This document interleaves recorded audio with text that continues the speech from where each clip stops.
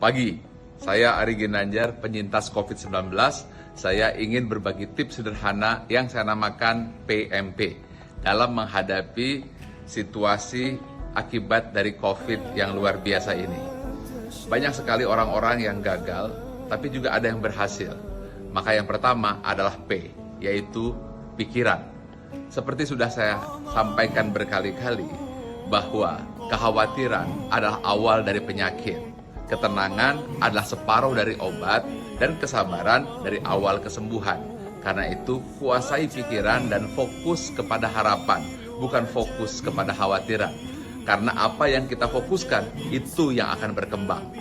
Yang kedua adalah makanan. Makanan adalah energi, karena ia adalah nutrisi yang bisa menggerakkan organ tubuh kita.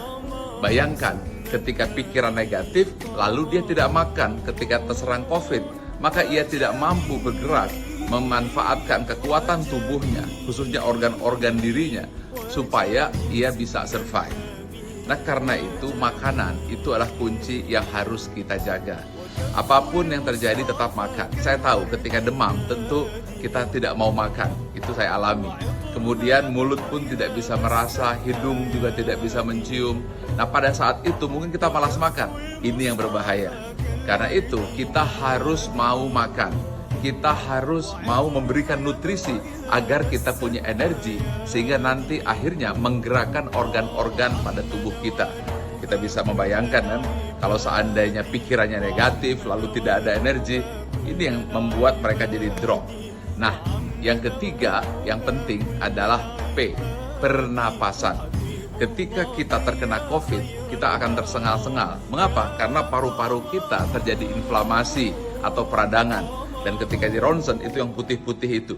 Dan kemudian ada lendirnya. Akibatnya dia seperti lem yang membuat paru-paru kita tidak mau bergerak. Dan kalau bergerak, mungkin hanya sedikit saja, sehingga susah untuk menarik oksigen.